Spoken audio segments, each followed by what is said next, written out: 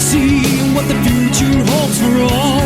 As the days grow dark, was his soul and final warning? Beware of the one with invisible friends, they will steal into your mind. And all too soon the signs begin to show. Rise up to the shining. Live long, live now. Rise up to the shining. Don't be blind by fools again. Fools again.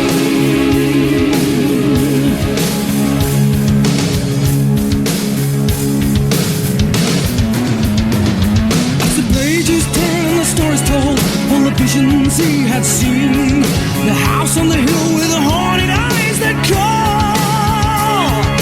No one left as madness came out to play its game. If you stay too long, you'll finally go insane. Now, rise up to the shining. Live long, live now. Rise up to the shining. Don't be blind by fools again. Fools again.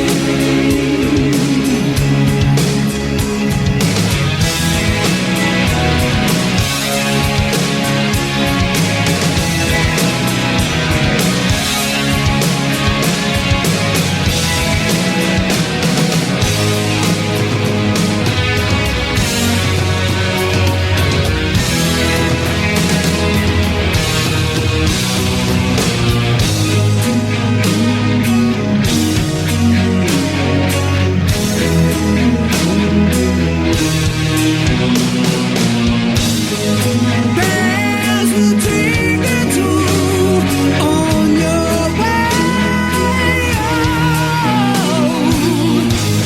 There's no way we're born to shine before our time. All your life you're on your own, lonely road, lost in a time. Let the light lead your way to the golden throne. It's the only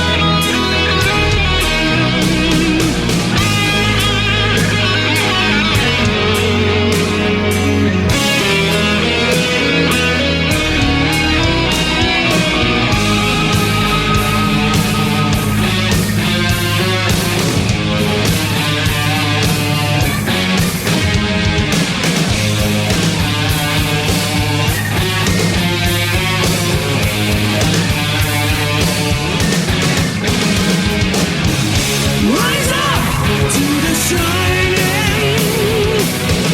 Live long, live now. Rise up to the shining. Don't be blind by fools again. Rise up to the shining. Live long, live now. Rise up to the shining. Don't be blind by fools again. Oh, rise up to the shining. Rise up, they're gonna steal your mind. Rise up, the house is gonna haunt you. No one left, no one cried. You just heard The Shining from the Eternal Idol album by Black Sabbath from 1987. This is the Rock and Metal Podcast. I'm Mark. And I'm Jason. And this is an interesting show that we're about to sort of jump into. It's a long time in the making. Yeah, and we'll get into the details in a moment, but it does revolve around one said Tony Martin. Yes, 5 albums with Sabbath. Yeah, one of the longest year tenures, I think. Yeah. I think second only to Ozzy, probably. Mm-hmm. Although, let's see, 87 and 95, that's 8. It's almost equal. Because I think Ozzy went, if you know, Paranoid and Sabbath came out in 70, and I think Never Say Die was 78. So it's neck and neck for who's had the longest tenure, you know. So, and then Dio has, on again, off again, and I guess if you add on like the recent Ozzy with like 13th and stuff, then Ozzy's got the edge, in years or whatever. But it's a chapter of Black Sabbath that a lot of people don't even realize exists. Yeah, and we always try and look at angles of like how can we do mainstream kind of classic bands. When we did Maiden, we looked at the Paul Di'Anno years, and we split it up differently. Tried to kind of look at some things differently. He and I have talked about doing a Dio Sabbath era show, which could be down the pike, whenever we feel like kind of putting something like that together, because a lot has been said about the Ozzy years and stuff. So it's always kind of tough to like, what can we say that's new? And I've never heard anybody really do a whole lot of focus on like a Tony Martin kind of era, other than like books that just cover the entire history of Black Sabbath, mention and talk about Martin and stuff. Yeah, it's never really picked up. I mean, the first Sabbath record I ever got was Cross Purposes. Was my uncle got me the Cross Purposes. It came with a VHS as well. Okay, yeah. And I remember listening to it. I was like, this is fucking lame. Like I was expecting to hear. I think I had Live at Last on tape and stuff, but this was, I guess it wasn't the first. It was the first I heard without Ozzy. Yeah. At that point, I didn't realize that Dio had been in the band, or I think Glenn Hughes. My background was Sabbath. I'm sure I heard some Sabbath songs like as a kid, just not knowing like Paranoid or whatever on the radio. But it was Dehumanizer, not the whole record. It was just Time Machine on the Wayne's World cassette tape soundtrack in 7th grade. And I thought it was a cool song. I like that, 93? Like the synths and stuff like that. 92. 92. Yeah. Okay. I mean, Wayne's World I think Wayne's World still came out in 92. But that had like Feed My Frankenstein and a couple other kind of weird oddities that were sort of on that soundtrack. And I kind of locked into that. But at the time, I don't think I knew who Ronnie James Dio was, or like that wouldn't have made any reference. So my reference point for what Sabbath was supposed to sound like was really strange. And then Back to Eden, I believe, from Cross Purposes, was on the radio station that we grew up with called Z93. Yeah. And it was always on the countdowns. And I don't think I knew who Tony Martin was. I think I just thought that was what Sabbath was. It didn't occur to me that they were on the 4th vocalist or anything like that. And so, well, actually, at that point, was it 4 at that point, or 5? I'm sorry, I forgot about Ian Gillan. And Gillan and Glenn Hughes. Glenn Hughes, too. Yeah. So he was number 5. Number 5, yeah. So pretty wild. Yeah. So before we get into it, it's been a while since we kind of talked live to you guys, because obviously at this point you will have heard our 3-part history of the German metal scene. Hopefully you enjoyed that. I've gotten a lot of really good feedback on Facebook and Twitter and Instagram on those. Exposed people to a lot of really new bands and stuff like that. But we've had a couple new patrons that I sort of want to throw out there before we kind of dive too deep into everything. So thank you, Boris Martin and Jade Lindgren, for your valued support. And then Mike Knowles, I think you were a former patron, then you got off, and now you're back on again. So, thumbs up to coming back to us and stuff. But anyways, yeah, so hopefully you enjoyed all that stuff. And yeah, so it's been a while since we've done a non-patron show where just the two of us were kind of, talking about stuff, because we did, obviously, the hotel recordings with Chris, and so it's been a while.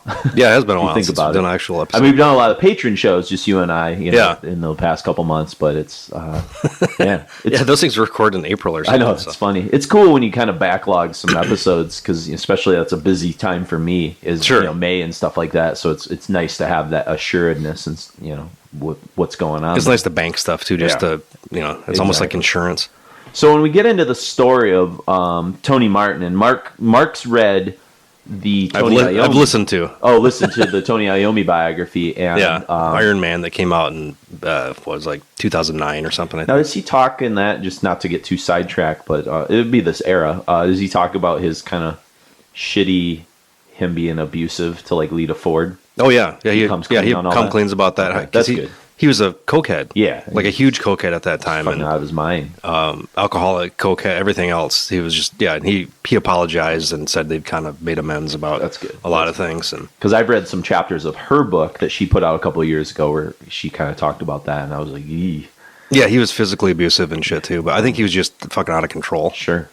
It's just tough. It's this conversation we keep having about like celebrities, and it's like the more you know about some of this stuff, but I've kind of learned to contextualize stuff as a historian and kind of say, well, not that was ever socially acceptable, but it was just sort of looked at, I think, differently than it is like 3 decades later, you know? Sure. But like the scrutiny that's put on celebrity is different. Like they're different. Just like everybody else, but they've got different, you know, back then problems. I think they were like superheroes, you know, at least they thought of themselves in that sort of way. Like, you know, we talked about that with Motley Crue, The Dirt. You couldn't really get away with that stuff today in the same way you could. No, and the only way like Steel Panther gets away with it's because it's like a parody. Yeah. Even though it's just as bad as anything. Yeah. Which is funny. I actually just listened to Steel Panther. I don't know if I've actually listened to a Steel Panther song, but they were on the Chris Jericho podcast because he does a thing that I kind of dig that I think we've done similar types of things before with, where he takes 2 classic records from a band and kind of like goes track by track, pitting them against each other. Mm-hmm. And I first kind of got hip to it when he did like Bark at the Moon versus Diary of a Madman. That was kind of, so I'll put those on. And I listened to one with one of the guys from the Dudley Brothers, which is a famous tag team. They were like famous for like putting people through tables and shit. And they did Motley Crue, Too Fast for Love versus Shout at the Devil. So I was kind of curious, and they basically compare which tracks. And they did with Steel Panther, Van Halen 1984 versus 5150, the first Sammy one. And it made me appreciate 5150 a little bit more. Yeah? A little bit more. Yeah. There's some good songwriting on it. It's not like it's not a metal record. You know, it's like lighter and fair, but there's some good performances, and Sammy's like, it's like Ozzy versus like Tony Martin, to bring it kind of back. Like Sammy's like a really good vocalist. Dave's not, but Dave's like what Ozzy was. Like he's a lot of swagger and a lot of like he's a lot of stage show. Yeah, and that's Ozzy was kind of about that presence as well. He kind of had his shtick that he sort of did that was appealing to people. Yeah. But he never had like the pipes that like Dio or Tony Martin had, Sure. So, but anyways. But nobody can clap like Ozzy and pee his pants at the same time. Come on, guys. Yeah. So anyways, that was my, I just listened to that Steel Panther podcast the other day. But, so let's get kind of back into where Tony Martin sort of enters the band and where Sabbath's kind of at this stage. Not to get too deep into it, but Sabbath's coming off a pretty inconsistent, weird period where, Born Again in 83 after Dio left on Mob Rules in 82. So you go from, vocalist 1 in 1 year, vocalist 2 the next year. Then Gillian didn't really care for his experience. I don't really know how things kind of sat. Well, they're always good. Like going back to the biography a little bit, they talk about the scenes or the times when he actually did play some of the Ozzy songs. Yeah. And he had a binder that he kept in the front of the stage, but there's so much smoke he couldn't see it. So he had to go down there and try to actually see the thing. He said it wasn't his thing. They're still good friends, but it just wasn't. It wasn't meant to be it. Yeah. And then I think Iommi got maybe, I don't know if he was disillusioned. I might be putting words in his mouth, but he was just sort of interested in doing some other things, and so he started working on the Seventh Star record with Glenn Hughes, which was intended to be a solo record. Mm-hmm. And then the label wanted to tag Black Sabbath on, and so that's like it's one of those weird anomaly Sabbath records where it's probably it's a good like kind of hard rock kind of record. It's not a really good Sabbath record though. No, I mean there's some decent songs on it, but that's what leads eventually into Martin with Ray Gillen coming on, and actually Hughes got into a fist fight early on in the tour for Seventh Star. Okay. And got kicked off, and then they ended up getting Gillen to come on and cover for him, and then led into the next record. Yeah. And in terms of like the stuff going on with all that, you have Bob Daisley coming in as well. And in the book, it's a totally different line. Yeah, the lineup is. It's a weird revolving sort of lineup. At this point, Geezer has left. Geezer left. Was he on Born Again? He was on Born Again. Okay, so he left after Born Again. Bill Ward hasn't been there since Heaven and Hell, correct? No, Bill Ward was on Born Again. He was on Born Again. He wasn't on Mob Rules though. That was Vinny Appice. Yes. Yeah. So that's what my thinking was. So he did Mob Rules or Born Again. Then he leaves. Yeah.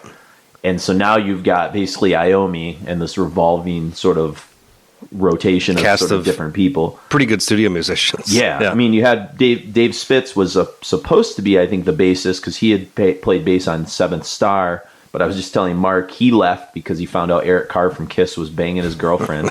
So that's how Bob Daisley got the call to sort of come in. And it kind of sounds like Daisley did a lot of the stuff that Geezer traditionally did, like a lot of some of the lyrical songwriting and stuff, as well as Jeff Nichols. And I'll talk more about Jeff Nichols in a moment. But he's kind of been a long time keyboard guy with them, hasn't he? Yeah, he had been there, I believe, maybe since those last two Ozzy records. No, because he was in Quartz then. So he probably showed up like around Heaven and Hell Mob Rules era. Jeff Nichols did. I'm sure you'll kind of look it up. But it says that, Jeff Nichols was involved a lot in the lyrics. Daisley worked on a lot of the lyrics as well, collaborating with Ray. And it says when Ray gets kicked out, the lyrics were reworked once again by, I think, Nichols and some of those guys. I don't know how much Tony Martin had to do with the lyrics on this record. I know he does on later records. For Eternal Idol, he's credited. Did he do some? Okay. Yeah, for where the hell is it? No, it's not super important. I guess Nichols and Martin kind of coded some of the lyrics for Black Moon and Some Kind of Woman. Got it. A handful of those, but. And in terms of like what goes on with Ray, because we might as well sort of talk about how Ray gets out of the band and how Tony gets in. The resource I have is the Pop-Off, Born Again, Black Sabbath in the 80s and 90s book. And so there's a lot of good stuff because Pop-Off, crosses his T's all the time. But he basically said Ray couldn't write. And then it was found that he knew nothing about recording or working in a studio. So he wasn't really like the right guy with that. He was concentrating on partying a lot. I think he had some substance abuse problems. Yeah, a lot of women and stuff like that. Eventually, Ray, at first, after he leaves Sabbath, goes and almost joins Blue Murder, which was the John Sykes kind of thing. He did demos for them. Yeah, and then he gets hooked up with Badlands, which I actually have the first Badlands. Really good record. J.P. Lee on guitar and stuff. And then, of course, he dies of AIDS complications December of 1993, Gillian does. 34 years old. Yeah, and so, basically, how does, you know a little bit of Iommi's kind of how he got a hold of Tony Martin. It was through this guy named Albert Chapman, right? Yeah, they went to, secondary school together, and he started managing, I think on a whim, just started managing local bands, and Martin was just like a pub rocker guy. Yeah, there's a quote in here from of Tony Martin, or Tony Iommi, excuse me, where it's a conversation between him and Albert, and he's, why don't you try him? And he says, I really liked his voice. Iommi says this, and we've done quite a few albums together, but it's hard to bring a new singer in again. It's always been very difficult under the Sabbath name. You can understand that people won't accept something just like that, Sabbathers being a particularly hard breed of fans. And if you bring somebody in and they don't like it, my answer to that was, I brought people in just to keep it going. But if you change and people say, why do you have so many people in? Well, in recent years, you can't make somebody stay in the band. If somebody leaves, you got to replace them. Yeah. And then Tony Martin says, I have no idea why I was brought in. Nobody really ever expanded on it. He says, the very little I know about it is the guy to talk to is Jeff Nichols, the keyboard player. He knows the whole story. And Jeff Nichols has since passed away, I believe. But as far as I understand, Ray wasn't cutting it because he wasn't turning up or something like that. He was kind of lazy. That's kind of a horrible word to use. This is all Martin quotes. I don't mean to be disrespectful, but he wasn't there doing it, and it needed to get done. And then they asked Gillian whether or not Gillian was sick with AIDS already. And Tony says, I really don't know. I think he's like Elvis. I think he's still alive somewhere. You know what I mean? I wasn't familiar with the condition. It was all glossed over, although I do remember getting to meet him in England, and I've got the recordings. You can hear these on the Eternal Life special edition of Ray singing. He He says, the thing I had about Ray was that his voice sounded great, but you couldn't understand what he was saying. The words, his diction, you couldn't understand what he was saying. So, yeah, and then even Jeff Nichols and Bob Daisley talk about how Ray was a vowel singer, kind of vibrato and some of that kind of stuff. Nichols was with Sabbath from 1980 to 1995. Okay, so Heaven and Hell was where I thought Heaven and Hell all the way through Forbidden. Yep. And it's sad, but we'll talk about later cross purposes. But that's where they finally actually acknowledged that he was a member, and it's kind of like when a sitcom when like a side cast member finally gets in the credits. Yeah, and then they kill him usually within.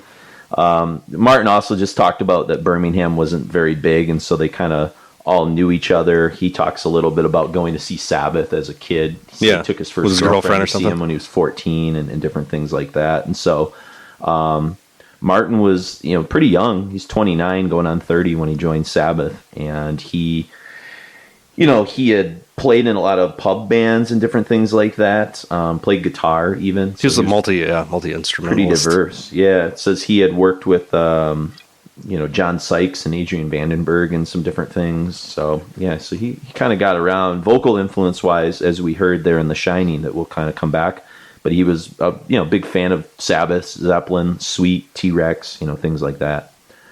So that's unmentioned is Dio, but he definitely has some Dio-isms for to his delivery, especially on the next couple records. So how do you, like, when we first get into like a song like The Shining and Eternal Idol, for people that maybe aren't familiar with Tony Martin's style or even like the sound of Sabbath in this era, what's kind of been, because you've been really, really into this for like the last 5-6 months, and I love this stuff too, but you were the one that kind of wanted to, you first dropped the suggestion. What is it that sort of grabbed you about this that's maybe different than the Dio or Ozzy eras?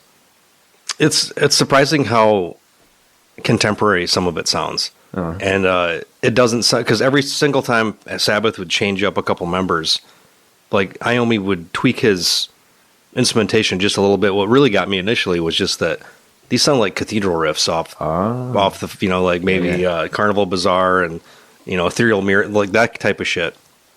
Because I heard Sabbath-isms in Cathedral, but Gaz always sounded like, it wasn't like what I was expecting, like from the first like 5-6 records, kind of riffs. And these riffs, like these more like mature Iommi riffs, is like, okay, that's where he got a little bit of this from. And you hear Mastodon stuff in this, and there's all kinds of things that I never would have. And plus, I just never give these things the time of day. Yeah, it's hard. I found a copy of Eternal Idol sealed when this is like 3-4 years ago, when we were in, where were we at? It wasn't Baltimore. It was either Baltimore or Philly or something. Yeah. And it was super cheap. And I was like, I've never heard of this. I'm just going to grab it. Out. Yeah. And then listen to it a little bit and put it down. And then I started just listening to it a lot, like 3-4 times in a row. And vocally, he's probably the best. I don't know if he's the best he's made the best technical vocalist out of the whole thing, like what he can do, his performances. Like Dio is a great vocalist, but if you had like a guy with a checklist of like, is this guy hitting all the right things? He's sort of the most like polished or professional. He's the most spotlighted too, I think. Like they seem like they're really using him as like the focal point in the productions. He and Tony are really the only consistent elements in this sort of span of years. We've got Cozy.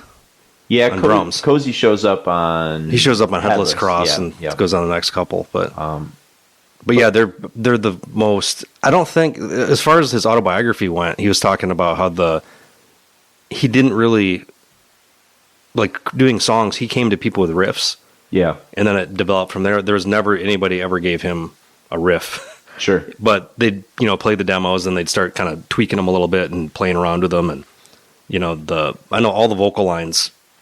Or most of the vocal lines for Eternal Idol were from Gillan already, and they were just slightly tweaked. I think you can hear that on YouTube, that second disc that has all of his demos. You can see like the subtle differences that Martin does, but he tries to stay kind of faithful. Yeah, I think to Gillan's I feel like Martin doesn't come into his own as a Sabbath vocal. He's good on this record. I love like Glory Ride, which we're about to listen to, is one of my favorite Martin songs. But I feel like he kind of gets a little bit more comfortable on Headless Cross and Tear, where he kind of becomes like who he wants to be, not just trying to replicate what Gillian and others had sort of done, or Gillen, sorry. But that's a pretty huge, like, big shoes to fill. Like, sure. This band's been around for, at this point, working on 15 years, 17 years. But at that point, that was like a huge legacy band, and you're like nobody. Yeah, absolutely. I don't know. I haven't read a whole lot of like his perspective. It's mostly Iommi through. I've got, which that's one of the cool things about the Pop-Off book is he has quite a bit of Tony Martin quotes. So it would be kind of cool, since we're focusing on Tony Martin, to kind of hear things from kind of him.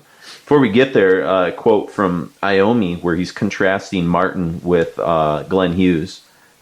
He said, Glenn came in with a lot of experience, and Glenn's totally original as soul. He's got great feel, but he just doesn't have to make. He can make things happen just purely by opening his mouth, and it just comes out really soulful. With Tony, I think it just takes... It's already been done by Glenn, laughs, if you know what I mean. Glenn was Tony's idol, but Tony's a great singer, don't get me wrong. He's very good. But I just found with Glenn, he's a lot more. We bounce off each other a lot easier. He comes up with so many ideas. So it sounds like even now, like Tony still has like this weird relationship with Tony Martin. Yeah, I think so. I don't know like what their dynamic is, you know. Well, also at that time, Iommi and Hughes are huge cokeheads. Yeah, they're both speed freaks. Maybe they were just kind of commiserating a little bit. I don't know. And you can see it. Like Glenn Hughes is one of those guys that's aged a lot. Like he doesn't look too bad compared to everybody else. Yeah. Have you seen him in person? If you look at him, like I'm thinking of like him on like that metal show, and he looked pretty Keith Richardsy in some ways. Maybe not as bad as Keith Richards, but he's kind of. Well, he's not even 70. He's got like Rod like 68 or something. I don't know. Yeah. He looks pretty good in the face though. I was surprised. Okay.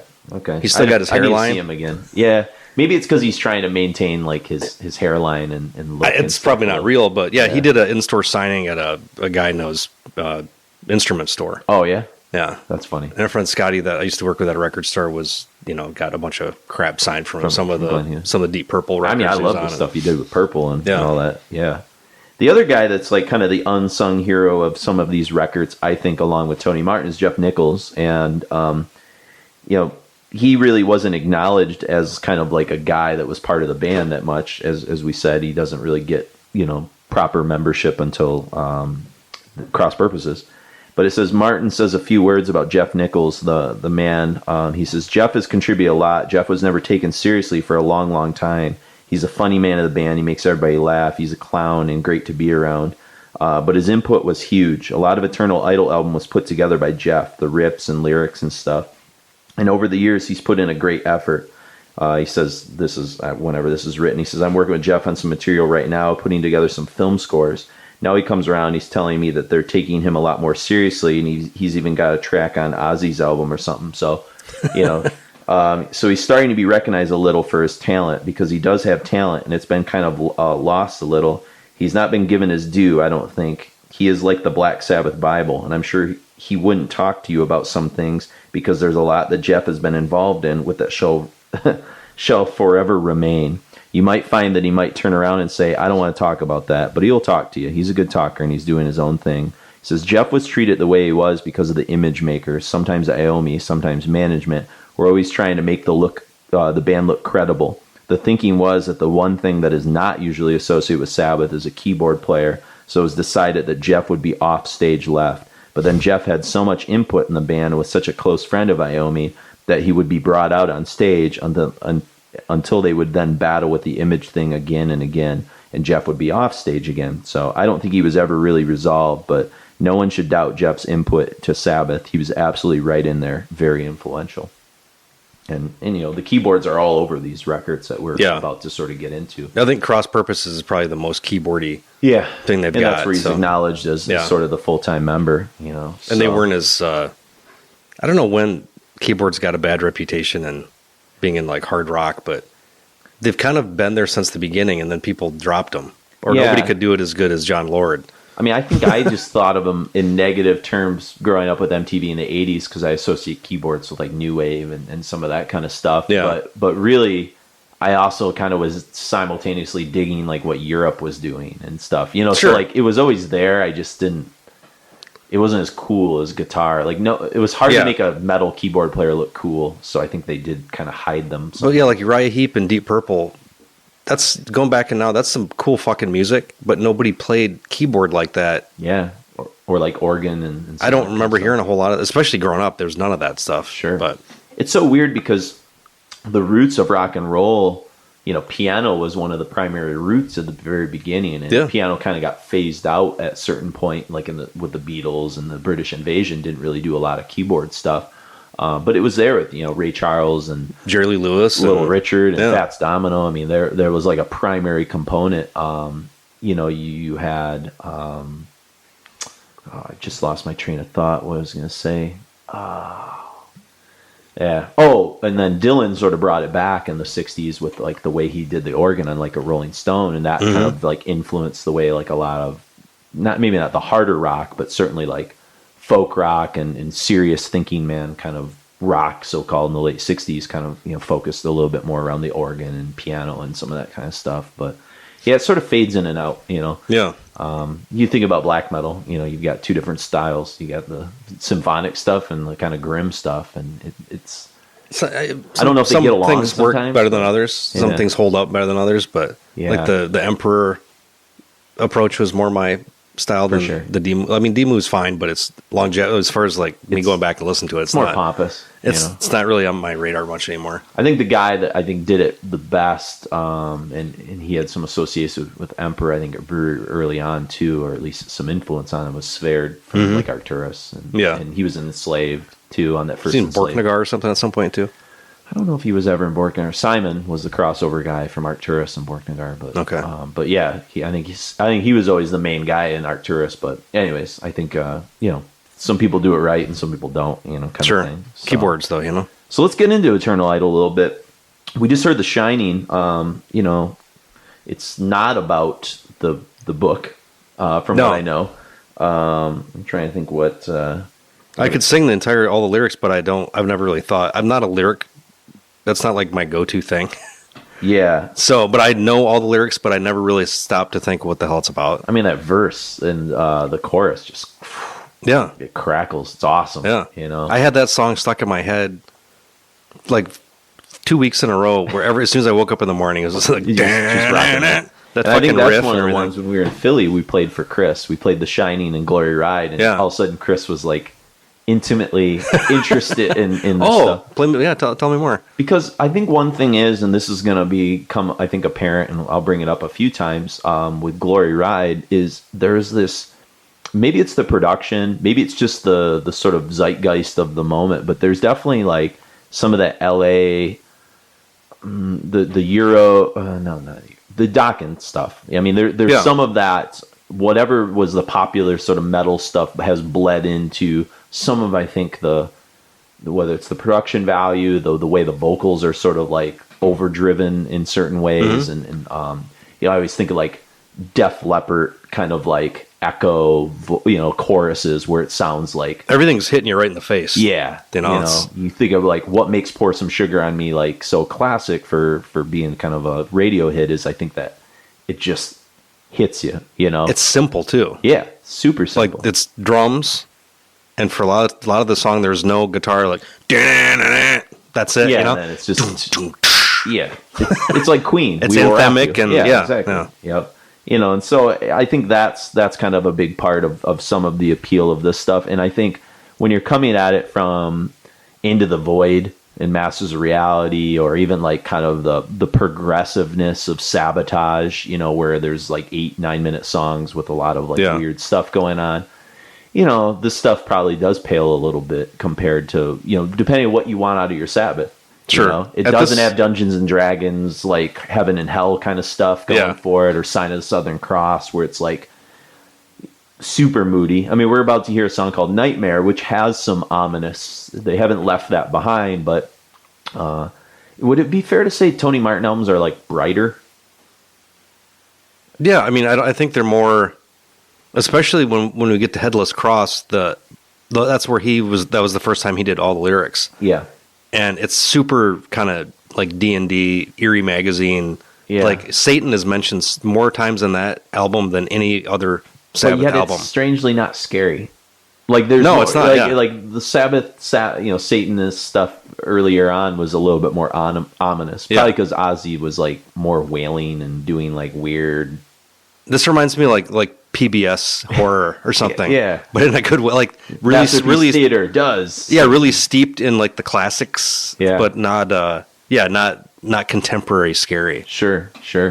But yeah, but the riffs are there. That's the thing. Like all these records we're going to listen to, even if you don't like the song, he did so many fucking amazing riffs, simple riffs. Yeah, well, especially The Shining we just heard and Glory Ride. Those are some of the better kind of things going on.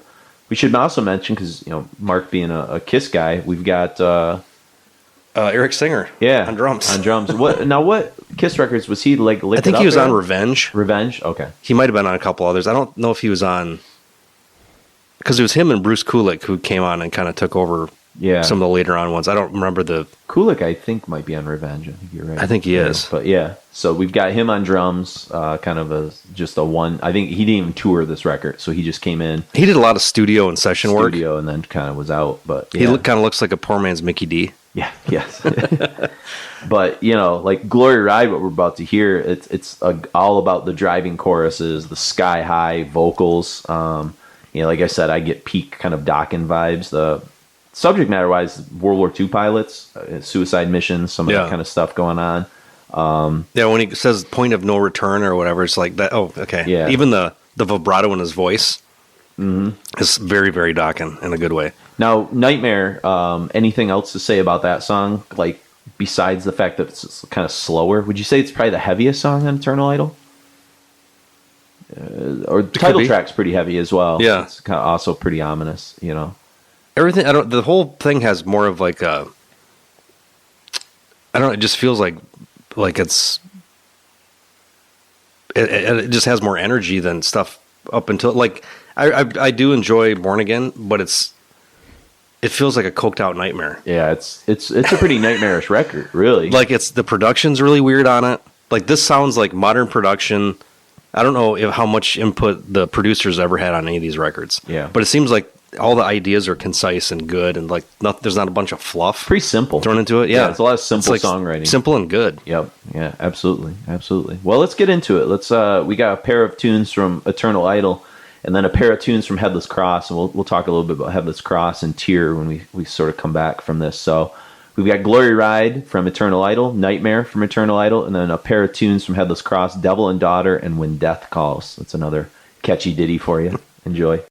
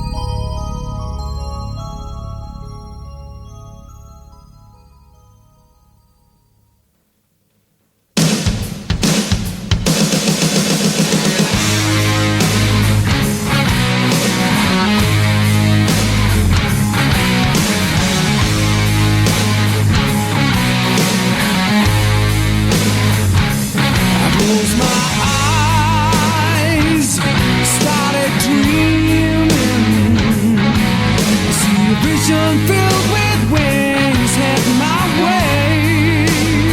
I feel the presence of unknown power. Tell me to come, this is the only way. It's a dream within a dream, lost and lonely. Don't be fooled by the devil's hand. Oh no.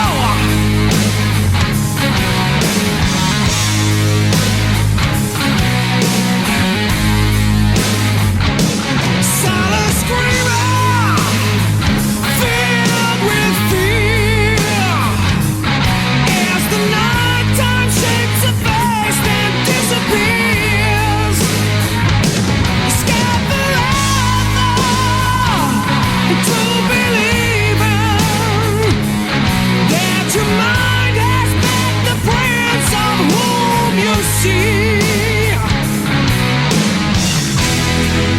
It's a dream within a dream, lost and lonely. Don't be fooled by the devil's hand. Oh no.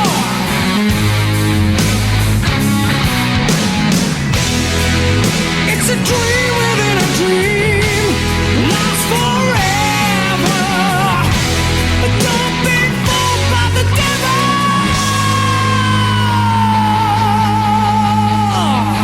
Oh no.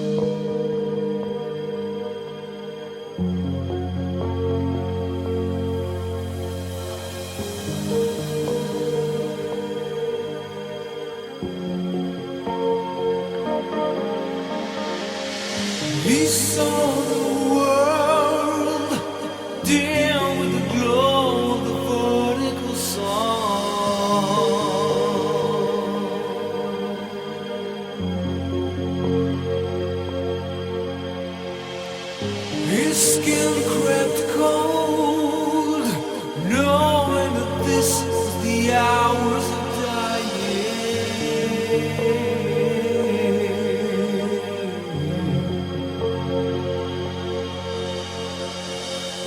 Misguided mortals, you burn with me.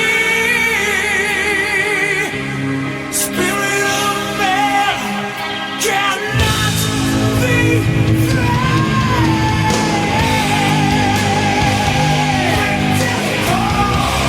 This is the hours of dying. The spirit of man can't be free.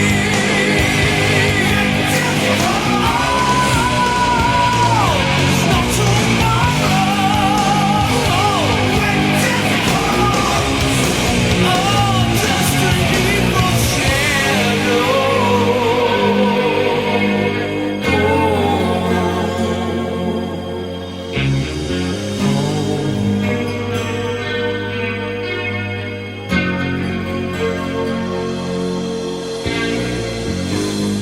Tell me not, fear of the flames means that heaven is closer.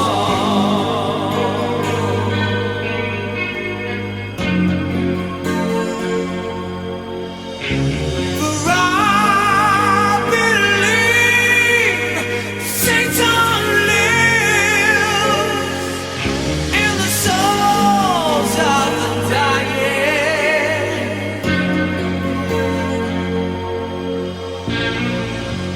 Misguided mortals, you burn.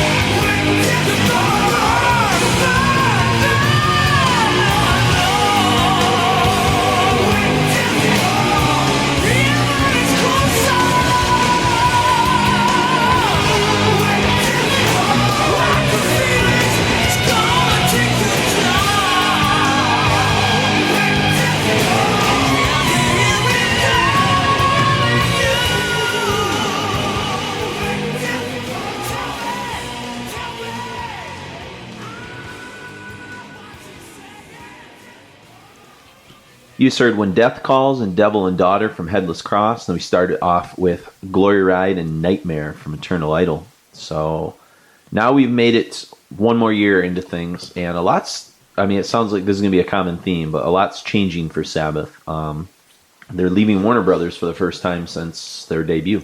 Yeah. So that's always kind of a big move when you kind of leave that original label, especially, the relationship for 18 years. Yeah. Pretty significant. And in Popoff's book, they talk a little bit about, Iommi talks about moving. Eternal Idol didn't do so well in the charts, and so he was kind of looking for a new home. And he talked to Miles Copeland, the brother of Stuart Copeland from The Police, and he had a label. We were looking at the lineup just before, a lot of new wave stuff, Fine Young Cannibals, REM and Bloom to Carlisle. Yeah, the Go-Go's, the Bangles, etc. Stranglers. The IRS label. And Iommi says they weren't getting the albums in the stores. It wasn't what I expected it would be. And this is him talking about, after he signed to IRS. Yeah, he says, I really felt happy when Miles Copeland called me and said, I want you to make a Black Sabbath record. And he basically gave him total freedom. He said, do what you do and we'll put it out. Yeah. But then Tony kind of, upon reflection, is like, the deal wasn't as good as what he had hoped for. They didn't really promote it a lot. It's a weird era for that type of stuff, too. Yeah, it's a weird era for, kind of dinosaur metal, because that's kind of what Sabbath was sort of seen as, By 88, we're in the Metallica, thrash, extreme metal starting to bubble the surface. Mm-hmm. Hair metal's kind of at its peak, and where do bands like Deep Purple and Sabbath fit into all this? Well, at that point too, if you were in a band for that long, it's different now. But if you're in a band for that long, you're considered dinosaurs and irrelevant, really. Yeah.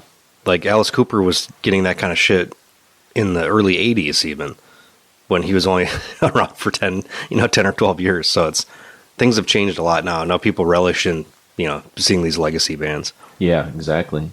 He did say Headless Cross was one of the bigger albums they ever had in Europe. So some of the distribution was working. It just wasn't. I think America was not really hip to what was going on with Sabbath in this era. No, I mean the version I got of this on LP I had to get from a dude in Canada because I don't think they pressed any of the LPs in the US. I think it was just on CD. Well, and the original CD I had until you sold me yours was the classic albums, shitty version of this. It looked like $1.99 rocker special thing. I paid $10 for it back when I bought it, but you couldn't find the original that frequently. I mean, I think you can, but for bigger price tags and stuff. I got that one for $13 or something. Yeah, so anyways, it's so IRS is a new kind of label.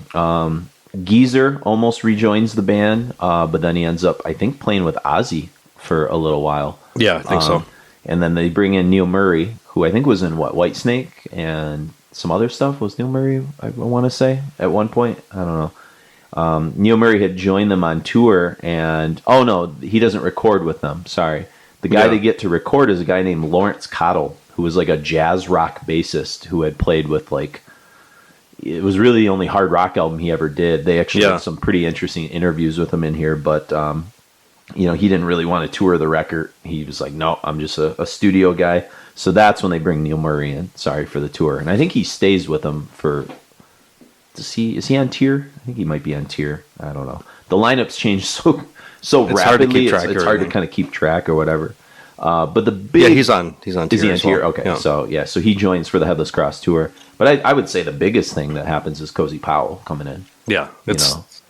It's fantastic. Yeah, he's a game changer, And for those of you that know, obviously he's from Rainbow, and so he's kind of back in the Jeff mix. Beck and Whitesnake and So he's got a great pedigree, and he pounds the skins pretty good too, So as you'll kind of hear, he had a lot of kind of songwriting kind of credit. In fact, what we just heard, Devil and Daughter and When Death Calls, you really hear a lot of the Rainbow influence, I think, on Devil and Daughter. It's kind of got that galloping kind of Dio era, Cozy Powell era, Rainbow kind of feel to it. Yeah, he's almost like a bass player and a drummer in one, laying down the rhythm like that. It's absolutely really interesting player. Found some interesting things. I don't know if you found this out, but about the title.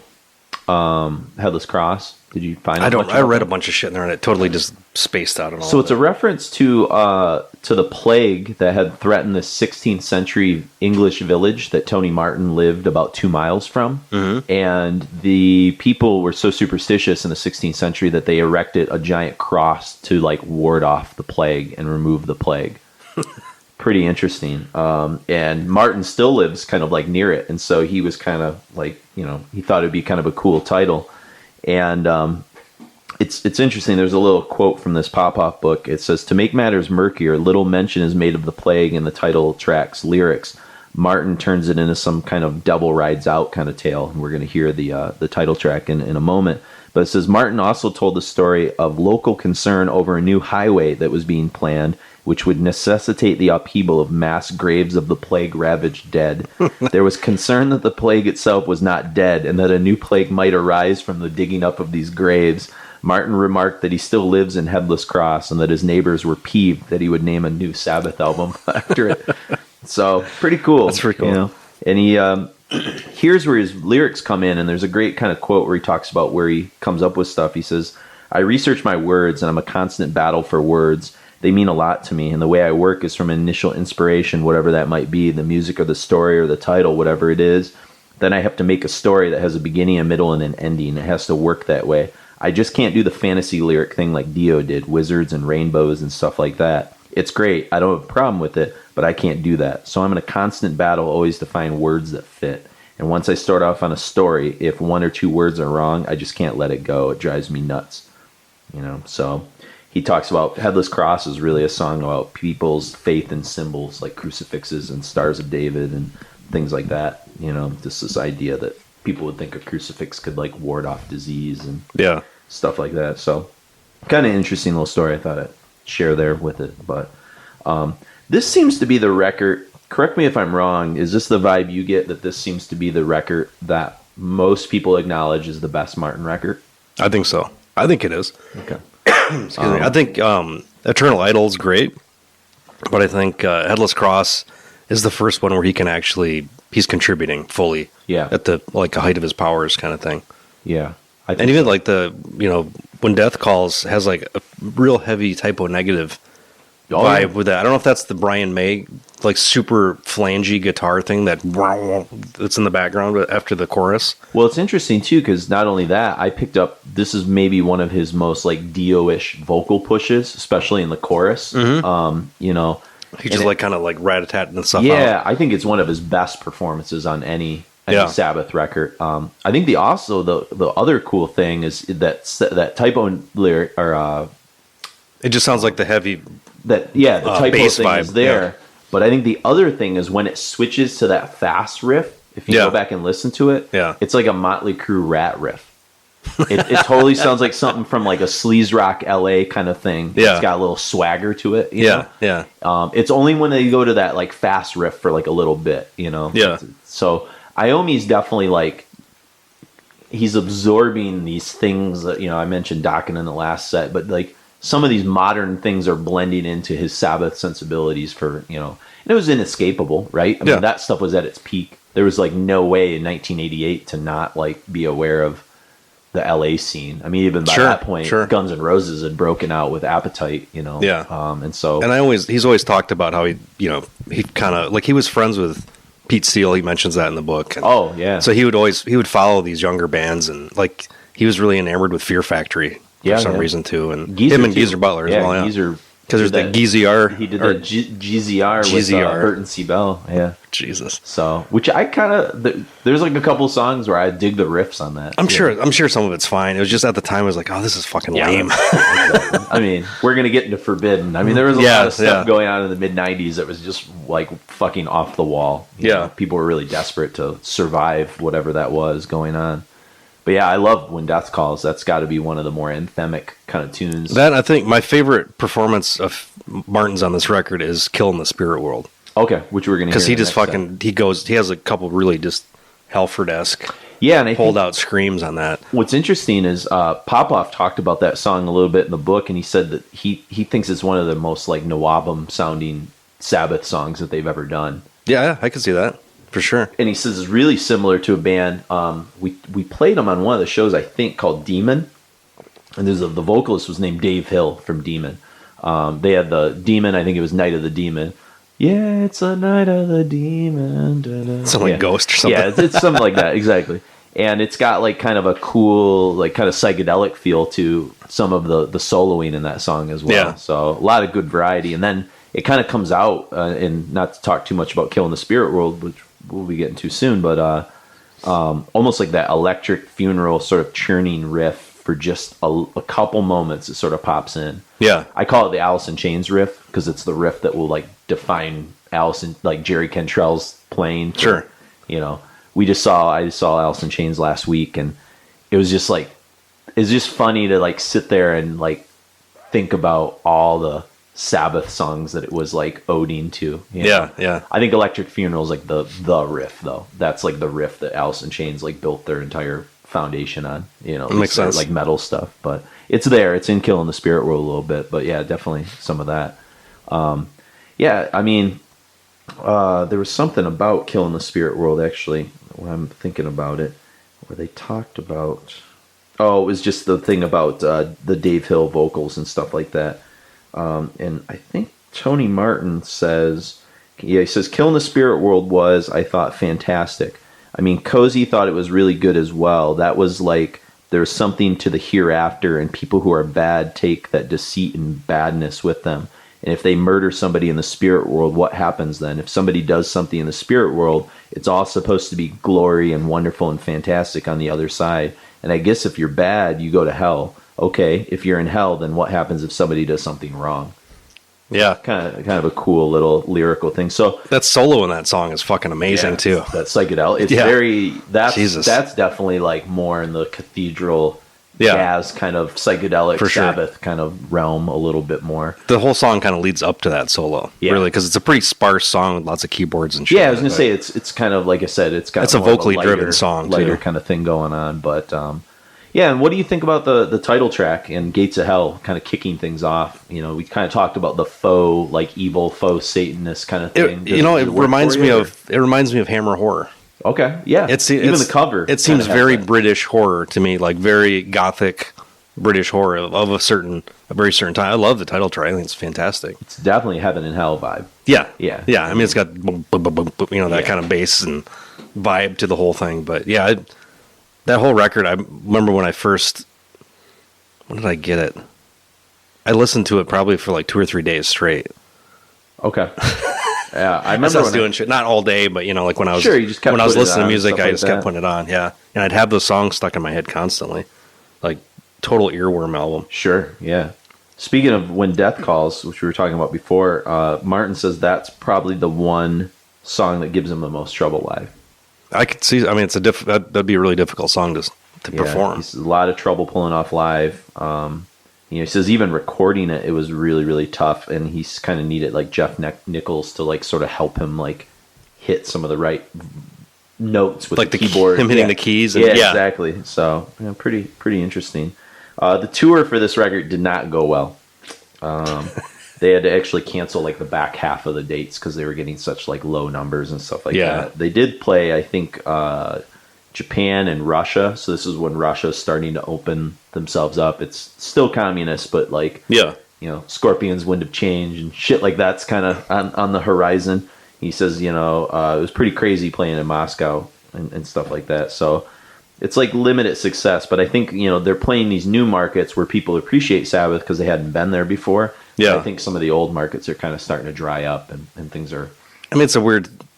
At this point, like people that probably listen to Sabbath, they have kids. They don't really care. Yeah. Like, who the hell's this guy? Yeah. To be honest, I haven't heard a whole lot of Martin doing older material, like any live stuff. When he plays live with Sabbath, yeah. Saying? Yeah. It says they'll do like Iron Man and a few other kind of things, but I just can't imagine what that sounds like. Yeah. There's a quote I have somewhere, I think it's coming up, where he talks about wanting to be more like Dio rather than Ozzy because I mean, it makes he says God bless Ozzy, but it's not like not really like something he wants. Well, this Cross Purposes Live They do Children of the Grave, Mob Rules, Into the Void, Black Sabbath, Neon Knights, The Wizard, Symptom of the Universe. Oh shit! Okay. Paranoid, Heaven and Hell, Iron Man, Sabbath, Bloody Sabbath. Sounds like they were doing quite a bit. Yeah, I think that quote comes a little bit later. Does your Cross Purposes have the live on it? No, I don't think so. Okay. Yeah, I think mine's just an original. That was a separate CD and video double pack. That's the thing that I had. Got it. Well, so let's kind of wrap things up on Headless Cross, and then we're going to talk about their first venture with Martin into a theme album. We'll talk about whether it works or doesn't work. Well, with Headless Cross, Iommi in his book talks about how he was like, "Why'd you make?" It's like everything starts. They've got a guy from with the same accent, the Birmingham accent, that narrates the book.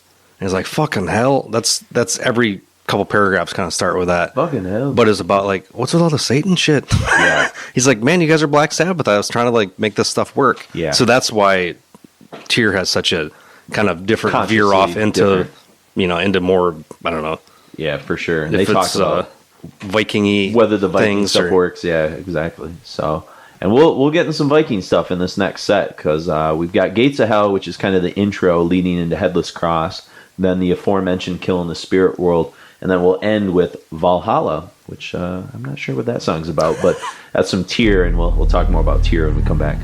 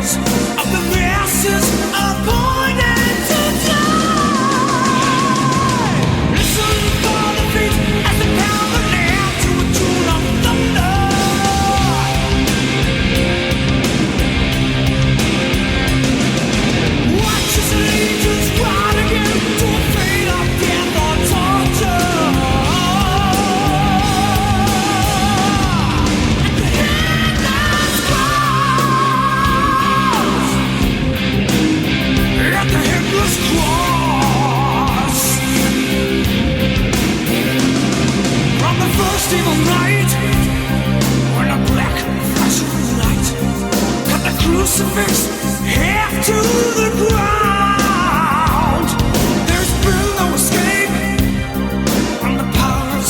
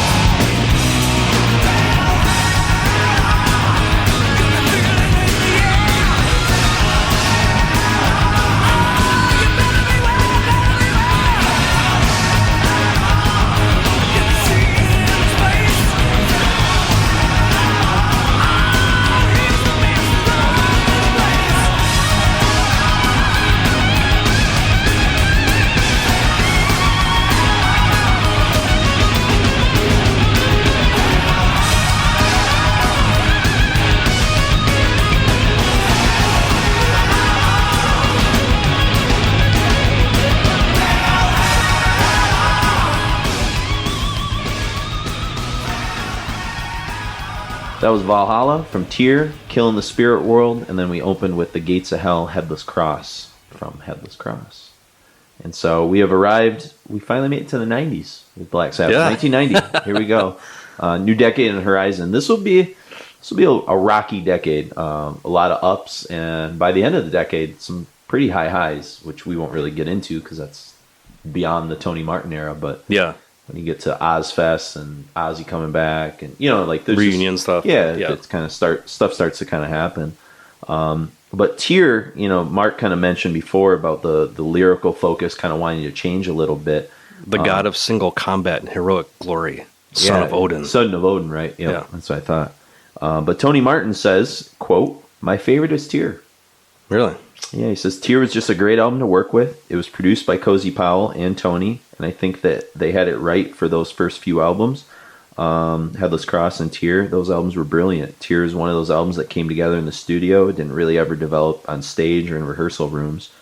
So yeah, he just kind of talks about, I think probably it was a pleasant experience. I think this is the most stable era of the they already had relationships. They didn't have to try to figure out how to work. And he even says he's comfortable at this point. He talked in a quote earlier where he said even on Headless Cross he kind of felt rushed, like because they came off the tour from Eternal Idol and got right back in the studio. Yeah, I mean this is year after year after year. Like they're doing here. These. They take a 2-year gap. So Headless Cross is 88, and now we got 2 years. So he probably gets to sit down and kind of do some songwriting kind of stuff. Headless Cross was 89. Is it? I thought I had 88 written down. According to shit, to Wikipedia. Damn, 89. I'll look it up while we're kind of focusing. Yeah, who knows? Wikipedia sometimes it's right, sometimes it's or there's the release date at least. But yeah, that's true. That's true. But Valhalla, obviously Viking theme. The bass on that is awesome. Neil Murray's bass playing, especially in that Valhalla tune, is cool. And there's actually a lead into it we could have played. The Odin's Oath, I think is what it's called. I don't have the CD. Odin's Court. Is that what it is? Odin's Court. Yeah, something kind of goofy. Oh yeah, Headless Cross, 89. I'll be damned. I don't know why I have 88 written down. April of 89. So they're blowing them out. Yeah, they're really getting after it. Tyr came out in 90. I don't know what month though. It doesn't really say here. I can look it up. But anyways, yeah. So Neil Murray on bass there. I think the vibe I get from Valhalla August. Okay. Mm-hmm. The vibe I get from Valhalla, and this is I think of all the records, Forbidden except it because that's its own like weird anomaly. This is probably the one I listen to the least out of the Martin era. I don't know why. There's certain songs on it, like Feels Good to Me does not feel like a Sabbath song at all. That's the really poppy kind of. It feels good. I think they did a video for that. They might have. Yeah, I think that was really. It was a single. For sure. Yeah. But that's the only one that's kind of like stands out. Like Jerusalem has a great like vocal hook on it. Yeah, I love Jerusalem. Yeah, actually, Anno Mundi's a good opener. Yeah, it's just weird. I don't know why. I like the Sabbath Stones a lot. It's not as exciting. Yeah, it's kind of plodding and slower. Kind of standard. Yeah, but it works. This is the one Valhalla where I wrote that's where you really hear the Def Leppard like vocal effects during the chorus. Yeah, it's kind of has that sort of going for it. Very Dio-esque in a way. Yeah, so I have some thoughts on this, some quotes from Martin. He says, not unlike Headless Cross, this album is based on people's beliefs. I like to take real stories and turn them into lyrics. I'm really into history and Vikings especially. I thought that'd be great to write about as they're particularly nasty people. So we did 3 to 4 tracks around the Viking idea. So does it work to have kind of a half theme? Where it's like every other track is kind of about Vikings, but then some of the songs have nothing to do with Vikings? Or is it like, you get what I'm saying? It's like almost like a half concept. Well, it's weird to name an album something that nobody can pronounce back then. Yeah. That's not even a song, except for the instrumental, Battle of Tyr. It just seems like a weird concept. Sure, yeah. And he said, the rest of the album has nothing to do with Vikings. He says there used to be a lot of references to Satanism. I even did them on Headless Cross, but that's not what I or the band was really into. Kids come to see a satanic band, and we're not like that at all. He says our lyrics have these connotations, and we have these kind of interests because it's part of our culture with witchcraft and shit, but that's about it. Yeah. So, I like that they brought in like a weird like Black Sabbath mythology with the Sabbath stones, and he brought in some cool ideas and stuff that never really been done with like recalling the name of the band. And I believe what album had Stonehenge on it? Was that Born Again? Yeah, that was Born Again. Okay, yeah. So I mean, like it's been there. I mean, obviously, like Dio added some fantasy, like mysticism and magic and shit like that. But to bring in Sabbath as its own entity, Sabbath stones, into it is kind of cool. Yeah, that's pretty neat. Martin does have this to say, which I think is interesting. Kind of getting back to themes, he says, "I have to say the Sabbath thing is kind of limited. You're really limited in what you can do. It has to sound like Sabbath. It just has to sound that way. Very few times that I tried to wander off the line, and Tony Iommi would have none of it. He sort of said, no, we can't do that. So it's this idea that Sabbath is an institution, too. So I mean, he definitely pushed against the walls a little bit with this record. Sure.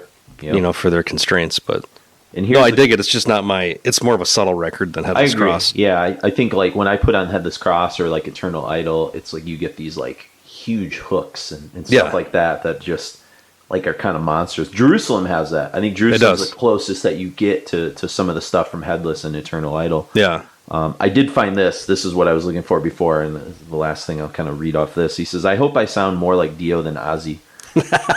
Yes, you do, sir. He goes, who'd want to sound like Ozzy? Seriously, Ozzy's a great showman and has his own sound, but if I had to, I'd choose the Dio side. Me, I'm fortunate, or unfortunate, depending on how you look at it, to have that Dio-ish kind of voice, which I can't change because I was born with it. I'm fortunate enough, though, to have a very large range to my voice, more than Ronnie, and that kind of goes back to what you were saying. So I'm at home singing both Ronnie's and Ozzy's material as well as my own. If you take the different eras of Sabbath, you can't compare them with each other as equal. I don't sound like Ozzy, but I get related to Ronnie, but the band has gone right back to the old riffs. Just now we have melodies and choruses. We're in new era. I mean, that's kind of the question I think you and I have talked about. Is Tony Martin, like, in a way, the perfect kind of Sabbath vocalist because he can do everything? I don't know how you're... Yeah. And again, I'm not saying he's my favorite, but I'm saying, like, from an economic standpoint, like, he's like the right guy to do all of the different things. If you're doing charts and graphs and like the economics of Black Sabbath, he would be the correct candidate because he can do everything right. Yeah. Like Ozzy never sings any Dio songs. Yeah, no, he can't do them. But Dio does Ozzy songs, but they're just something off about it. Yeah. He does it fine, but I think Martin does those. I'm guessing because I've only heard maybe a couple that I'm not even really. That he would be. I'm guessing that he could probably pull them off a little bit better. I don't know. Yeah. It's just an interesting. It made me appreciate Martin more. I think as you and I kind of started talking about that he's like, you're right. He's that intersection of like everything. Yeah, and he had an incredibly hard job to do that, and totally unthankful. He seems very high spirited. Yeah, in his kind of like POV on like how things kind of ebbed and flowed and went and stuff. And we're about to talk about in a moment a pretty big curveball that's going to be sent his way, the first of many. Yeah. But yeah, so I think he made the best out of his situation anytime he was there. Yeah. I think he was aware that he didn't have the sort of cachet that Dio had or Ozzy had. Or anybody really. I mean, Cozy Powell had, or anybody that was like a big deal in the band. He was not a big deal. Nobody fucking knew who he was. Yeah. Like the vocalist is like the most like anonymous dude. Besides maybe like the bass players that replaced Geezer, like sure, but don't care as much about those guys. Yeah. But this is like, the guy right up front. Like the first thing you recognize is different. I've never seen video footage of him singing. Have you? He's not super stage presence or a little bit. A little. There's like a Rock in Rio or something from '90. I think they played. He moves around a little bit, but he's not a great showman. He's a showman for a small venue. He's not a showman for a big stadium or something. And, some of that kind of stuff. Yeah. So, but so we're gonna kind of warm into a couple more tunes from Tyr. And then things kind of go interesting, and I'll talk about those tunes in a moment, but something that happened, I think in 1990, they were playing a couple of shows at the Hammersmith, and Tony begins talking to Geezer, and Geezer's kind of interested in rejoining the fold. Mm-hmm.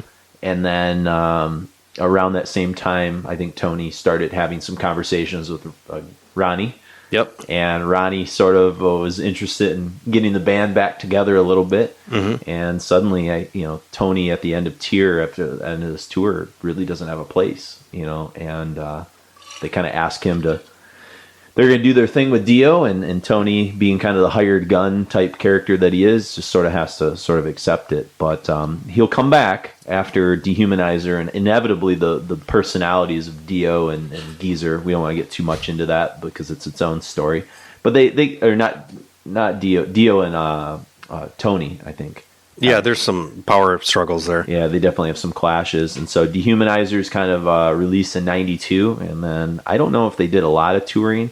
I think what happened was, from what I remember reading, is they flirted with the idea of doing like a one-off performance with Ozzy at some music festival. And Dio had none of it. And that really or was it that Ozzy wanted Black Sabbath to open up for him on a tour, and Dio didn't think that was a good idea to sort of be subservient to like Ozzy and his band. It was like one of those two things or both. I can't remember. I thought was there an instance where Ozzy was going to come out and do 3 songs with Sabbath, yeah. and Dio didn't want to share the stage with them. Yeah, and for whatever reason they had, And I think there was some touring discussed going on that maybe Sabbath and Ozzy would tour together, to try to help each other out. Because I think both those guys were at a weird crossroads. Sure.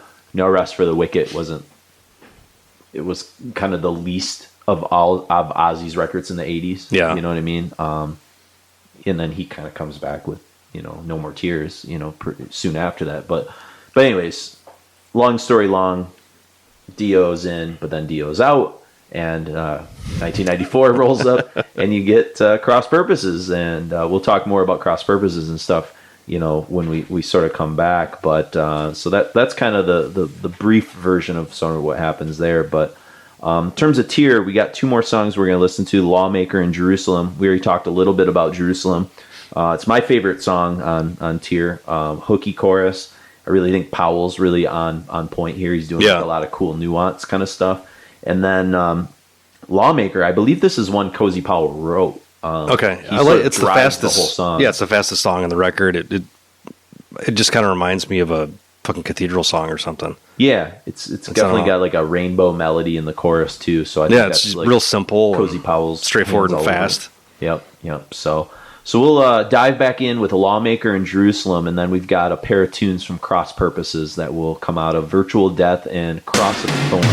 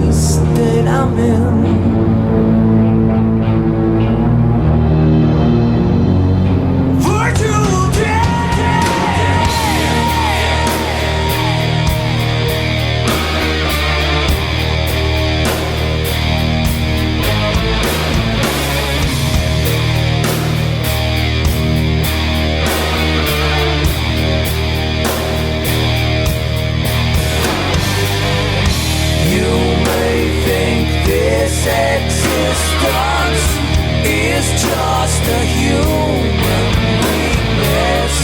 Inside my mind, it's near the end.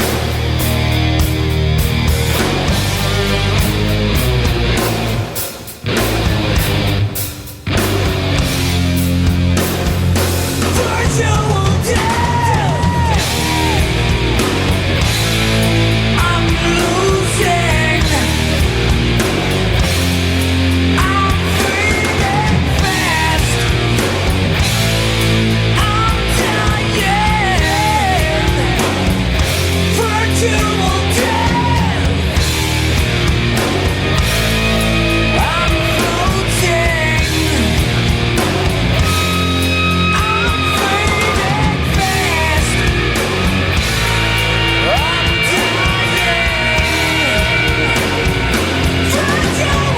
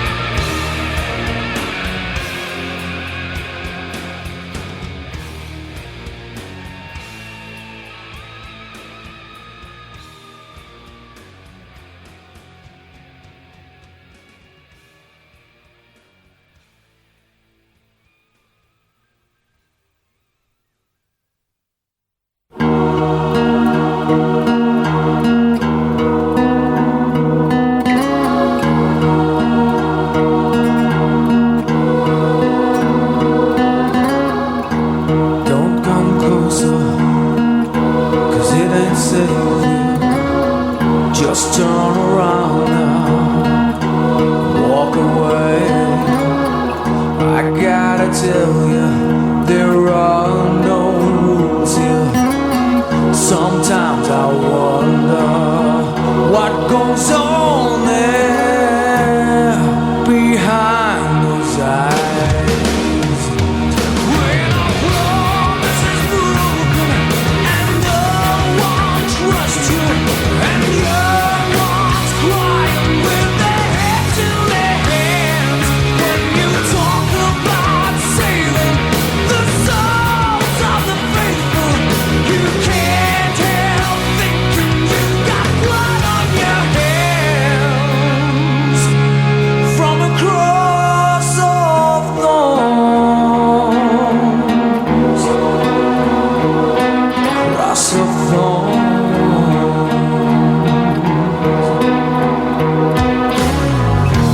Tongues of fire, always talking, wasted words that ring in my ears.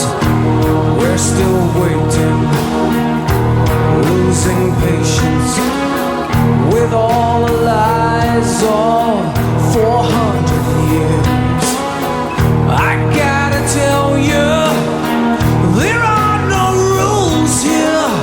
Sometimes I wonder what goes on there behind those eyes. When a promise is broken and no one trusts you, and young ones crying with their heads in their hands, when you talk about saving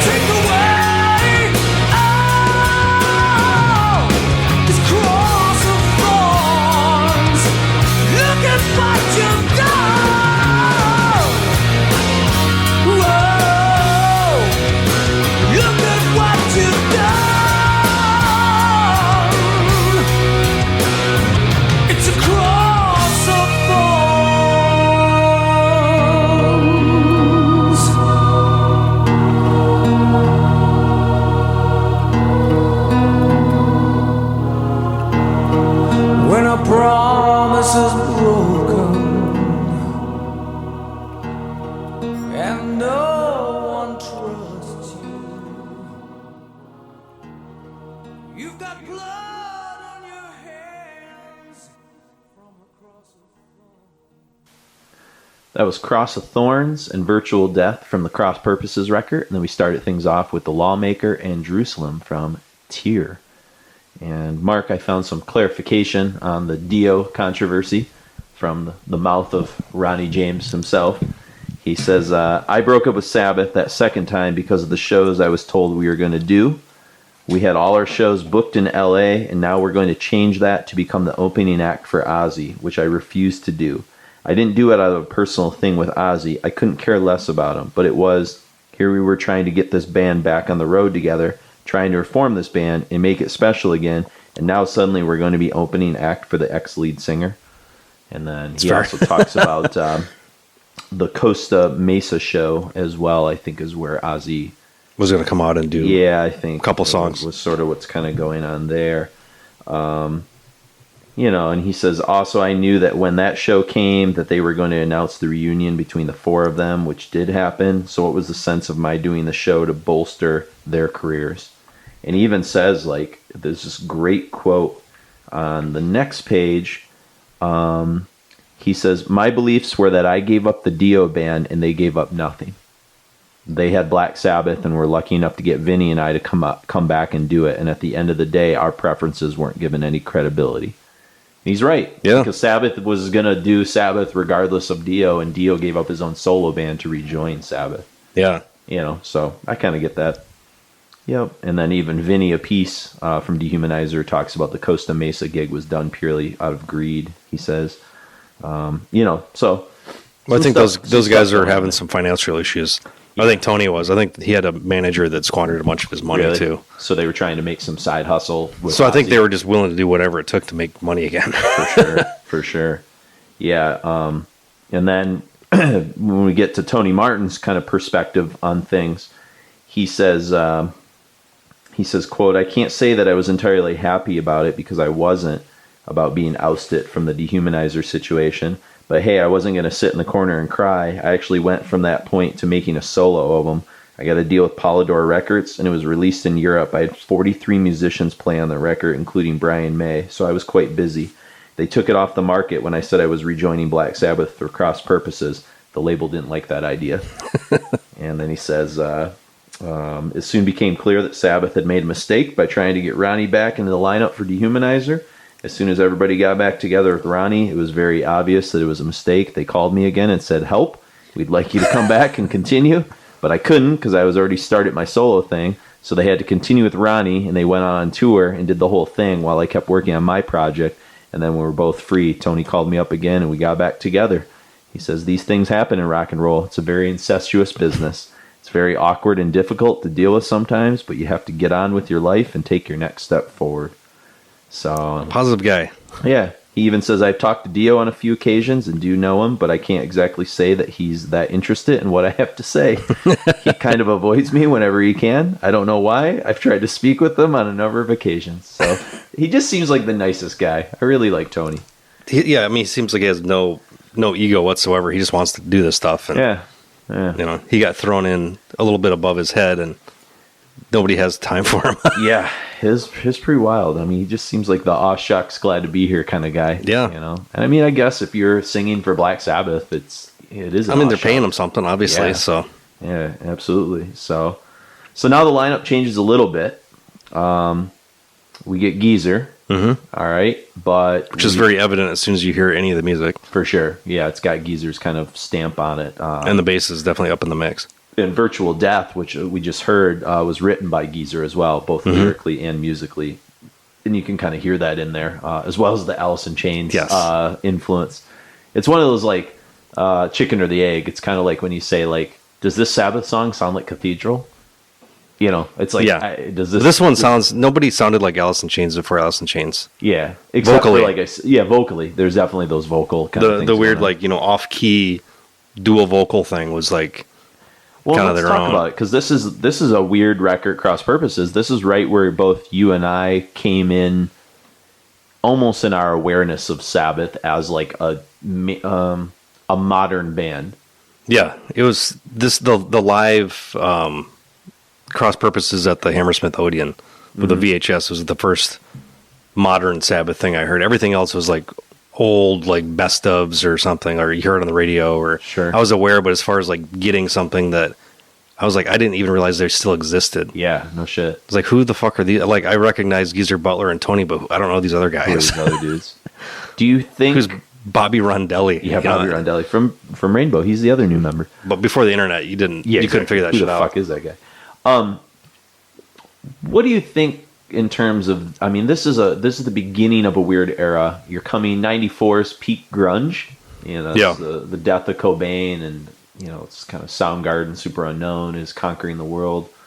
You know, what do you say about a band in this era, 94? I mean, you and Chris were already starting to kind of get into the way more of the extreme stuff by 94. Oh, we were deep in it. What is a band like this supposed to do? You know, in hindsight, like, I think they were wrong move. I don't know. I think they're trying to be relevant to some degree, but they're also, most people don't care. Most young kids don't care about these records. Yeah, they're like, I think they're more for, you know, older fans that have been with them through the whole, or people thing. That are like completists that just like to like everything almost. Yeah, or like to get into the whole band's catalog. But I think like definitely like 10 to 15 years older than you know we were at the time. Sabbath record you would play for like a 21-year-old. No, you know. But you know, in retrospect now, it's like a historical little thing. Like, man, I didn't realize how good this era was that I know. Like, it's like a great thing to discover, like rediscover again. Sure. I think I have more appreciation for it because of that. Yeah. And I think too, like I've noticed as I get older, and we talked a lot about this in our History of Heavy Metal Countdown, you know, I guess I have more of a sense of hard rock metal than I did before, you know, whereas like if it wasn't heavy, or if it wasn't like, you know, not that this isn't heavy, but like it's way more hard rock driven in a certain sense, you know, it's songwriting. It's like about good songs and things like that. It's not necessarily always about the Iommi like riffs like it was in the early days. Yeah. You know, and that's not taking anything away from it. I just think it's a different type of Sabbath. It's mature. Yeah. Yeah. Yeah. So, yeah, it's kind of interesting. Geezer even says Cross Purposes holds up well. He said the only problem he used to have with Tony Martin was the lyrics, so he tried to get Tony Martin to kind of steer away from some of the mystical stuff and to kind of get into more psychological stuff. Yeah, which you hear a lot on this record. It's like a lot more kind of thematic, you know. Cross of Thorns is sort of about the Irish Republic Army and some of the things going on, the situations between them and England, you know, songs we didn't play, but like Hand That Rocked the Cradle is kind of the true story of a nurse who worked in a children's hospital and killed like 10 or 12 children, I guess. Yeah. So pretty wild. And the video. Or it was the single for the album. One of the singles. We already talked about Back to Eden, which I think is a really just good hard rock song. It's not like a good metal song, you know, but it's got some pretty awesome riffs. Evil Eye, Eddie Van Halen played a hand in that, kind of uncredited. So if you get a chance to sort of check that out. There's some debate whether the opening atonal squall is thought to be Eddie. Jeff Nichols says that he thinks Tony might have duplicated Eddie's part, so it's kind of one of those like mysteries. You know?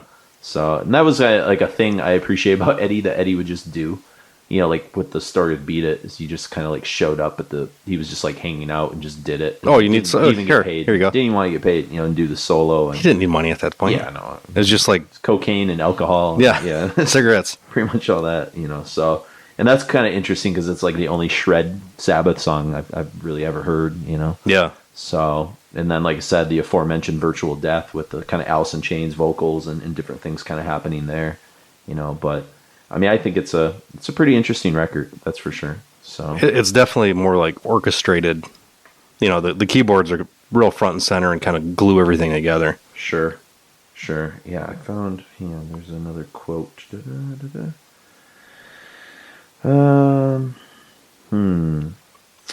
Let's see.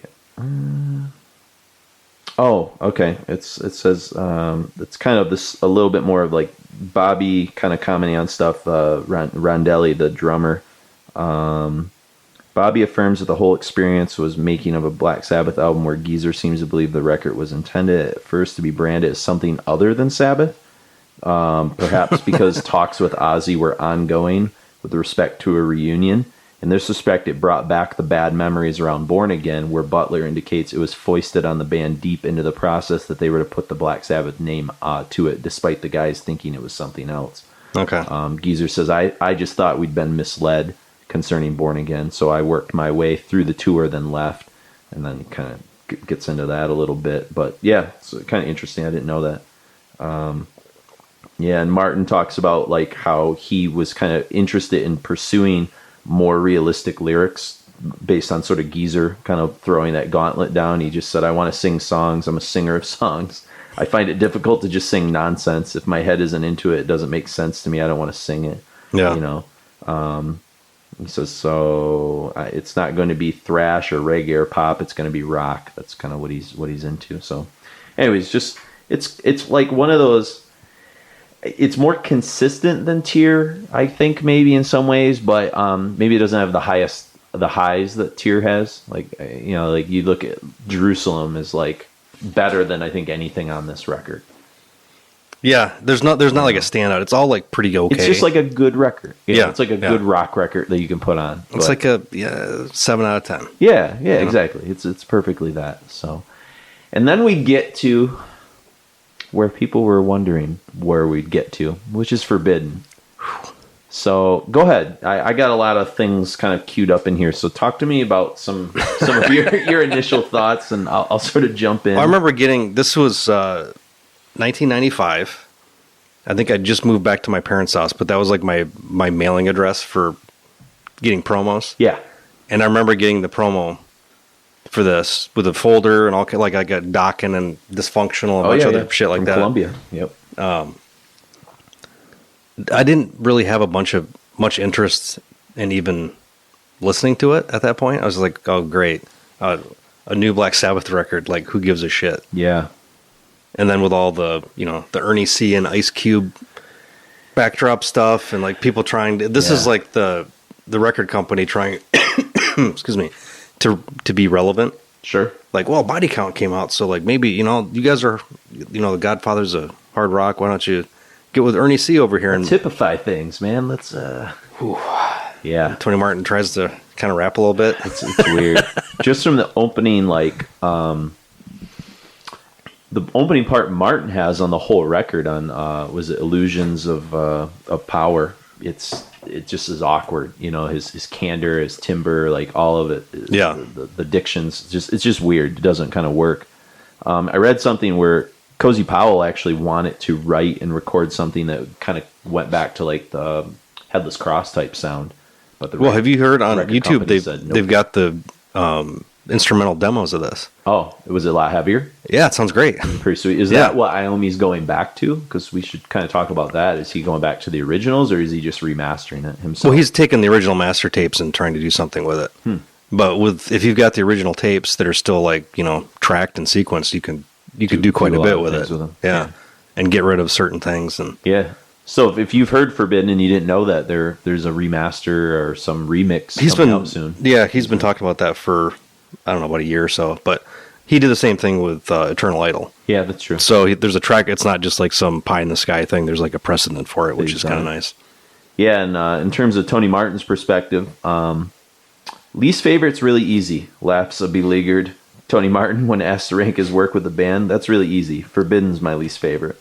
I have to say that there's still some guys out there that mail me now and then and say that this is the best album you've ever done. And I say to them, why? Why, for God's sakes? Tell me what it is about that album.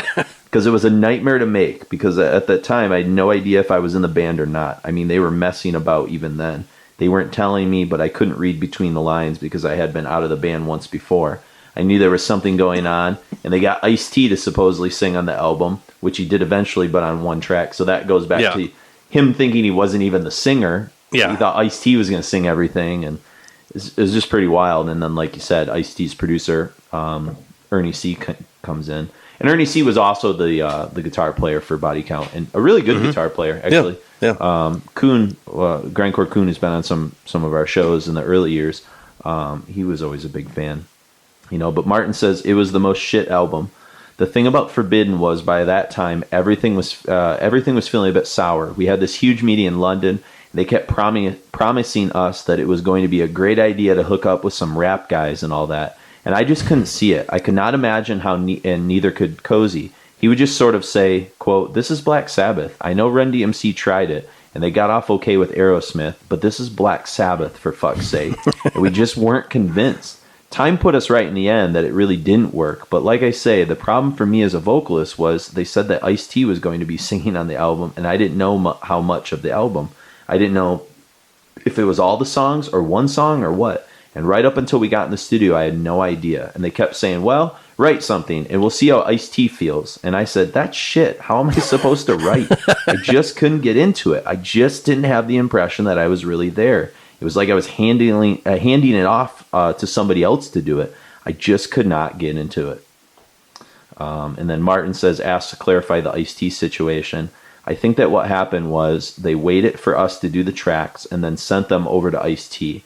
Then I think what he did was he chose one of the tracks to sing on. And I know Tony went over to see him, like they're good friends and all, but I was in the dark. And so it was really, really difficult to make.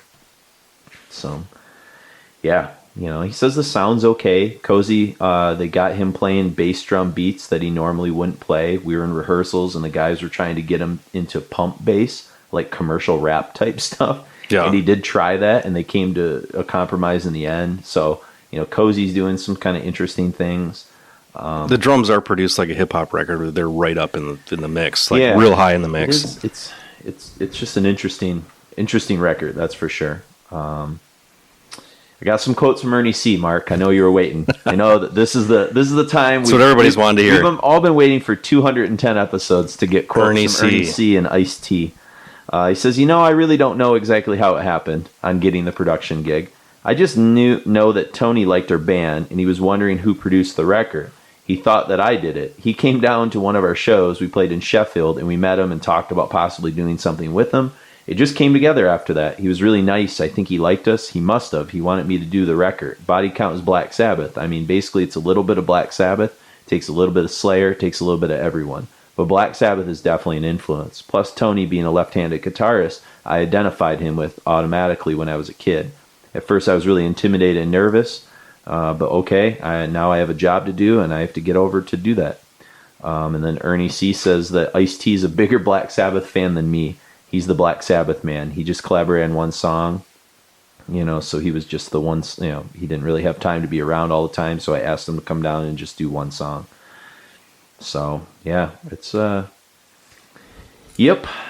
And that's Ice-T kind of coming off of the Cop Killer controversy a couple years before, too, in 92. And Evil Dick, yeah. Yeah, good old, who can forget Evil Dick, Not Evil D from... No. Morbid Angel, but... And then Iomi says, I think it was totally a wrong move, absolutely wrong. But again, we were talked into it. That was a very low point in our career. We were listening to people... why don't you use this guy? He's hip. He might show you a different direction, brighten it up a bit, and of course it didn't work that way. It was supposed to be Ice-T, as a matter of fact, and somehow this Ernie C got involved. But no, it was a definite wrong move. Totally unnecessary, and I really regret that. So, yeah. Well, maybe in the next year or two we'll see this remastered, re-edited version. Yep. But yeah, you can just go on YouTube right now and just look up the instrumental Black Sabbath Forbidden, and it sounds pretty good. Pretty good, yeah. And it's there's some songs on here that are not bad. The song we're gonna end with, Kiss of Death, pretty decent. The guitar tone, I think, about 2/3 of the way through really gets like awesome. It kind of has we were commenting like a Volume 4 Masters of Reality sort of shift where like the tempo changes. Yeah, and that used to be something you noticed that Sabbath did in the early years, and they just kind of stopped doing it. Yeah, I mean, I don't remember hearing it on almost anything. Most of the stuff in the 80s you don't hear. Yeah. Maybe early Dio stuff. And it seems like the older bands get, the more they stick to formula and stuff. Like Maiden, they got a riff, they work it for 15 minutes. That's true, yeah. But I kind of found it interesting if we go back to like these weird Dokken kind of illusions. That here we go, Kiss of Death, which is, a Dokken song. Yeah. And also on Rusty Angels, which we're not playing, it's basically like this almost like hair metal type riff, and we kind of knocked it down to Burning Like a Flame from Dokken. So, so there's this weird floating thing over the Tony Martin era that stuff sort of happened. Also, this is the quickest they've recorded a record since Paranoid, 8 days. Jesus. So that tells you that's real quick. A little something about it. So, but Mark, as we roll out of here, I got it's on the very last page of the Pop-Off book. They're kind of reflecting on the Tony Martin era, and then we'll probably throw our own thoughts in. But he's talking about like his relationship, I think, with Tony Iommi here a little bit. And he says, Tony, ... that's a big question, says Tony Martin in closing, asked for the psychological profile of the riff master. He says, nothing like putting me on the spot. Oh my God. As a player, I rate him very highly. How he plays some of that stuff is just beyond me. First of all, he's left-handed, and for a right-handed player to understand a left-handed player, it's very difficult. No, he's a great guy. I don't have a problem with him. But yes, it's a mirror image. He's a lefty, like Hendrix. He just turns the guitar upside down. But with Tony, he's a mirror image. It's just turned around, but still the right order on the other side. And I like Tony. He's not a bad person. He's a nice guy. But when you're in the frame, he's great to get on with. He's okay. But when you're not in the frame, he's completely isolated from you. The phone just stops ringing. I mean, 1 minute you're kind of friends and all, and the next minute you're nothing, nobody. You don't even exist. And that's kind of how the Tony Martin era sort of ends, right? Kind of with not with a bang, but with a whimper. Yeah. So, I mean, as we sort of, for people that are maybe new to this, like closing thoughts on kind of how to approach the Tony Martin era of Sabbath? Well, I just kind of leave Forbidden on its own and not even worry about it. Yeah. And just appreciate those, handful Spend your time of on those other ones a little records bit. that they left us with. Yeah. Even Cross Purposes, it's good, but it's not those other it doesn't three. Jump out to you. Yeah. It's like I said, it's a pleasant listen. Like I listen in the car sometimes, and like I don't even know when the songs sometimes change. It just sort of it's too consistent or something. Blends. But Headless Cross and Eternal Idol and Tear, those three I think are fantastic. Pretty fantastic. Like hard rock masterpieces as far as I'm concerned. It's good. It's fun. I'm glad that we did this because I had these records, but it really forced me to kind of come to grips with what I like about them. And really, like a couple of these songs became earworms for me, and I was rocking them out, so. But let us know what you thought. Shoot us an email at requiempodcast@gmail.com. You can check us out on Facebook, Jason and Mark. You can follow the daily countdowns on there. You can. There's also a Requiem History Heavy Metal page that you can like and get the daily sort of updates on that. If you know friends that don't use iTunes or regular podcasting feeds, we are now on Spotify, as we've sort of mentioned before. Mark has miraculously, he did it in stealth. I didn't even know because I think I was at to surprise people. Yeah. He has updated. We are up to 140 episodes on our website, requiemmetal.com. So if you are looking to find some of those early episodes that aren't in the iTunes feed, I think we're now within about 15 or 16 of getting basically everything available to everyone. And there's some really nice stuff in the 120s, 130s, and 140s. We've got a couple of two-parters with Jeff Wagner, who has a really cool radical research podcast with the Voivod and then the Mean Deviation ones. Yep. Two-parter with Albert from Decibel doing Napalm Death. So there's some kind of neat stuff that was in there.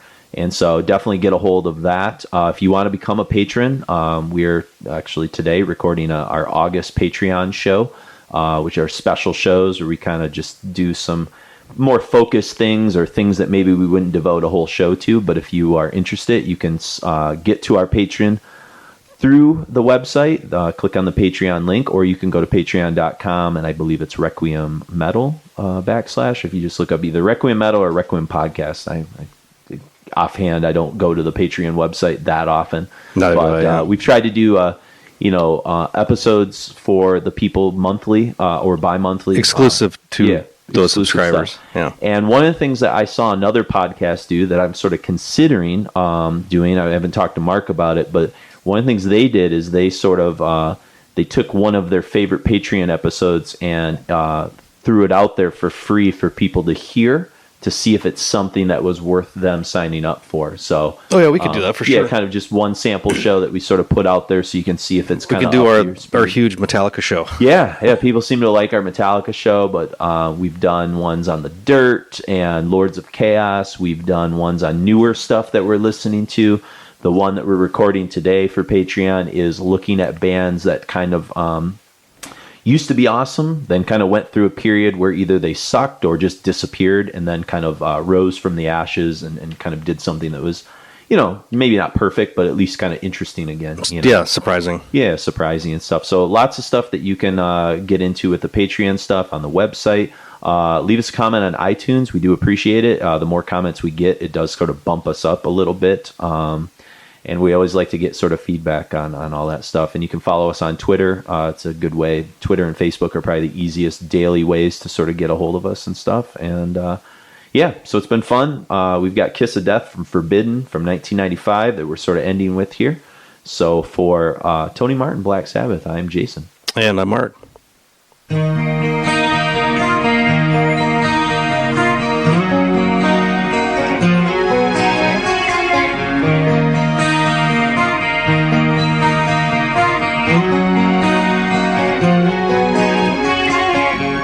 This is no ordinary soul that you're destroying. Just another life that drifts along with the sands of time. We tried to show you on your way, but still you cannot see. You're hurting me. You're told too many lies, and so it ends. Yeah.